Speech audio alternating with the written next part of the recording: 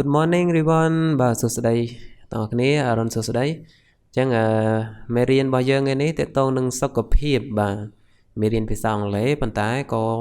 មានរួមបញ្ចូលទាំងចំណេះដឹងទូទៅចំណេះដឹងតកតងនឹងសុខភាពបាទដែលយើងគួរតែដឹងពីព្រោះវាសំខាន់សម្រាប់យើងសម្រាប់ជីវភាពប្រចាំថ្ងៃហ្នឹងហើយ Questions and answers about health សំណួរចម្លើយអំពីសុខភាពហើយវីដេអូហ្នឹងដោយសារតែវាវែងពេកខ្ញុំបំបែកជា2ទៅ3វីដេអូឯណោះបាទហើយនេះគឺជាវីដេអូភាគ1បាទអញ្ចឹងយើងចូលតែម្ដងសំណួរគេសួរថា How often do you catch cold How often do you catch cold បាទអូផ្លេចជំរាបអ្នកទាំងអស់គ្នានេះគឺជាកម្រិតចូល pre intermediate ឡើងទៅបាទពីព្រោះថាពាក្យរបស់វារៀងគួរសមដែរហើយអ្នកដែលមានកម្រិតelementary ក៏អាចមើលបានអូខេហើយយើងអាចមើលជាភាសាខ្មែរក៏បានដែរហើយស្ដាប់ខ្ញុំបញ្ចេញសំឡេងអានអាចរៀនអានតាមអញ្ចឹងណាបាទហើយចំណេះដឹងទូទៅនឹងវាល្អមែនតើយើងអាចដឹងចេះទាំងអង់គ្លេសចេះទាំង knowledge ទាំងចំណេះដឹង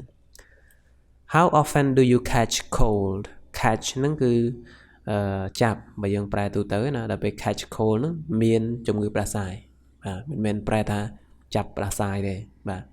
cold ផ្ដាសាយតើអ្នកមានជំងឺផ្ដាសាយញឹកញាប់ប៉ុណ្ណាបាទចម្លើយគេថា about once every 2 months about once every 2 months អូខេ once ម្ដងណាម្ដងបាទអញ្ចឹងប្រហែលជាម្ដងរៀងរាល់2ខែយ៉ាអញ្ចឹងបើយើងគិតជាមធ្យមទៅថា2ខែផ្ដាសាយម្ដងអញ្ចឹងមួយឆ្នាំផ្ដាសាយ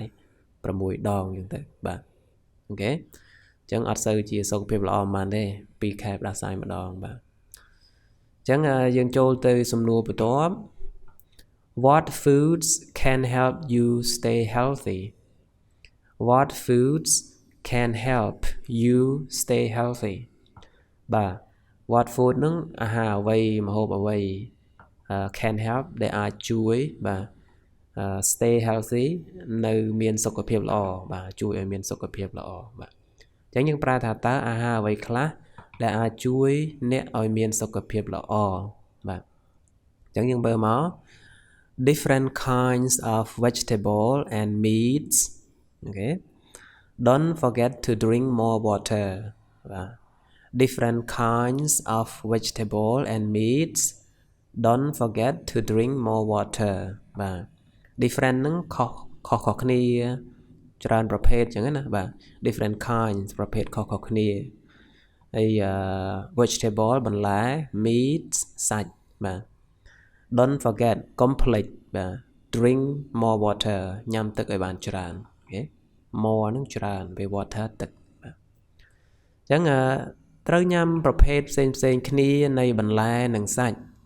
ហ្នឹងហើយបានន័យថាញ៉ាំបន្លែចម្រុះសាច់ចម្រុះទៅកុំរើសតែមួយមុខអញ្ចឹងណាព្យាយាមញ៉ាំឲ្យបានច្រើនមុខហើយកុំភ្លេចញ៉ាំទឹកឬក៏កុំភ្លេចផឹកទឹកឲ្យបានច្រើនផងណាបាទអញ្ចឹងទន្ទឹមនឹងយើងញ៉ាំបន្លែផ្លែឈើឬក៏សាច់ច្រើនប្រភេទហើយយើងញ៉ាំទឹកឲ្យច្រើនផងដែរដើម្បីឲ្យវាជួយរំលាយអាហារឲ្យរាងកាយរបស់យើងមានជាតិទឹកគ្រប់គ្រាន់បាទកាលណាតែយើងញ៉ាំតែជាតិស្ករច្រើនពេកញ៉ាំតែភេសជ្ជៈជាតិផ្អែមពេកវាពិបាកសម្រាប់រាងកាយរបស់យើងជួនកាលយើងបំបែកជាតិស្ករនឹងអត់អស់វាយកទៅបង្កទុកក្នុងរូបភាពជាខ្លាញ់នៅក្នុងរាងកាយរបស់យើងអញ្ចឹងទៅបាទអញ្ចឹងញ៉ាំទឹកឲ្យបានច្រើនអូខេសំណួរបន្ទាប់គឺ What's your favorite way to exercise What's your favorite way to exercise បាទ favorite way វិធីដែលអ្នកចូលចិត្តបាទ way ហ្នឹងវិធីរបៀបមធ្យោបាយ exercise ហ្នឹងធ្វើលំហាត់ប្រាណការហាត់ប្រាណអញ្ចឹងយើងប្រើថាតើអ្វីជាវិធីដែលអ្នកចូលចិត្តហាត់ប្រាណបាទអញ្ចឹងចម្លើយ I like cycling and running I like cycling and running បាទខ្ញុំចូលចិត្តជិះកង់និងរត់បាទជិះកង់ក៏ចូលចិត្តរត់ក៏ចូលចិត្ត okay សំណួរបន្ទាប់គឺ why is fast food bad for you បាទ why is fast food bad for you បាទ fast food ហ្នឹងអាហាររហ័សអាហារលឿនប្រភេទដូចជា hamburger ដូចជា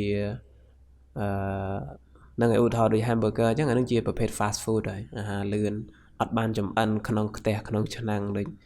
ចយើងសម្លស៊ុបអីទេអានឹងគឺជាគេយកគ្រឿងមកដាក់គុំគ្នាកើតទៅជា hamburger មួយលក់អញ្ចឹងទៅបាទអញ្ចឹងគេហៅ fast food វាលឿនបាទអ្នកលក់ក៏ស្រួលអ្នកទិញក៏ស្រួលហូបបាទប៉ុន្តែជាតិខ្លាញ់ហើយនិងជាតិកាឡូរីហ្នឹងក៏ស្រួលស្តនៅក្នុងរាងកាយដែរបាទបើសិនជាយើងបរិភោគច្រើនពេកwhy is fast food bad for you ហេតុអ្វីបានជាអាហាររហ័សហ្នឹងមិនល្អសម្រាប់អ្នក bad ហ្នឹងអាក្រក់ឬក៏មិនល្អហេតុអីអញ្ចឹងយើងមើលហេតុផល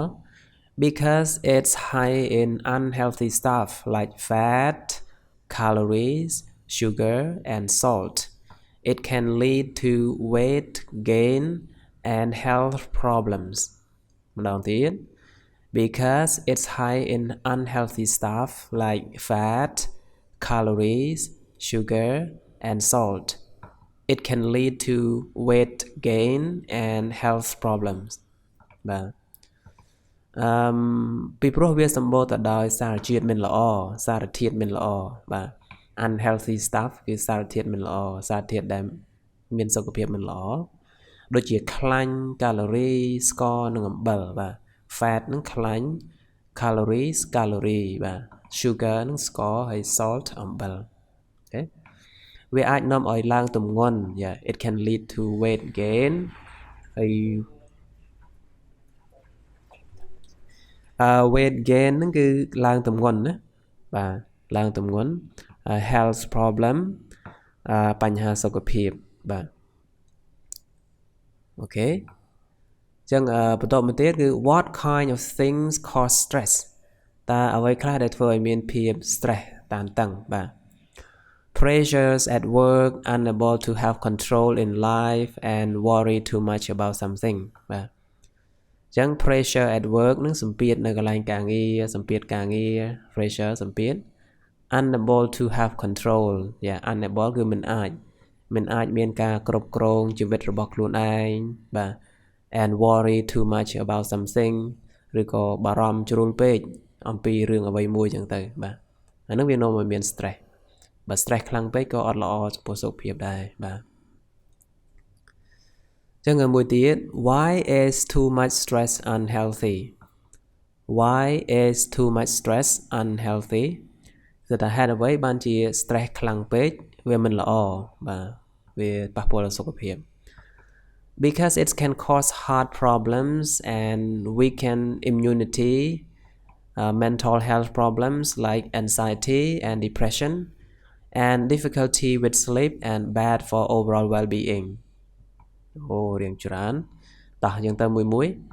because it can cause heart problems ខុសនឹងបណ្ដាលព្រោះវាអាចបណ្ដាលឲ្យមានបញ្ហាបេះដូងបាទណាការដែល stress នឹងមានបញ្ហាបេះដូងដែរណា and weaken immunity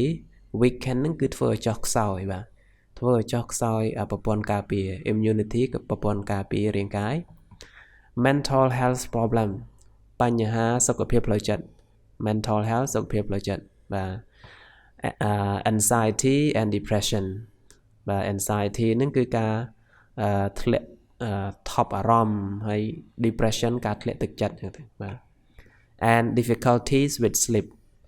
difficulty ហ្នឹងការពិបាកក្នុងការចូលគេងបាទការបាក់គេងអត់លក់ and bad for your overall well-being ហើយនឹងវាអាក្រក់សម្រាប់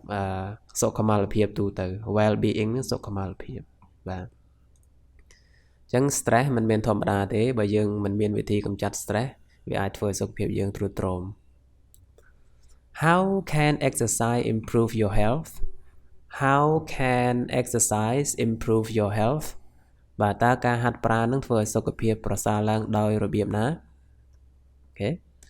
Exercise makes your heart stronger, helps manage weight and boost mood, energy and sleep. It also reduces the risk of chronic diseases, improves muscle strength, and enhance overall well-being. បាទតោះអានេះជាអត្ថប្រយោជន៍របស់ការហាត់ប្រាណយើងទៅមួយលំហាត់ប្រាណធ្វើឲ្យបេះដូងរបស់អ្នករឹងមាំជួយគ្រប់គ្រងទម្ងន់មិនឲ្យវាឡើងពេកនិងបង្កើនអារម្មណ៍ថាមពលនិងការគេងបាទវាក៏ជួយកាត់បន្ថយហានិភ័យនៃជំងឺរ៉ាំរ៉ៃវាធ្វើឲ្យប្រសើរឡើងនៅកម្លាំងសាច់ដុំនិងបង្កើនសុខុមាលភាពទូទៅបាទអញ្ចឹងនេះគឺជាអត្ថប្រយោជន៍នៃការហាត់ប្រាណគឺល្អមែនទែនបងប្អូនគ្នា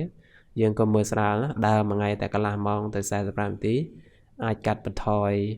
និងអាចបង្កើនអាយុបាន10ឆ្នាំ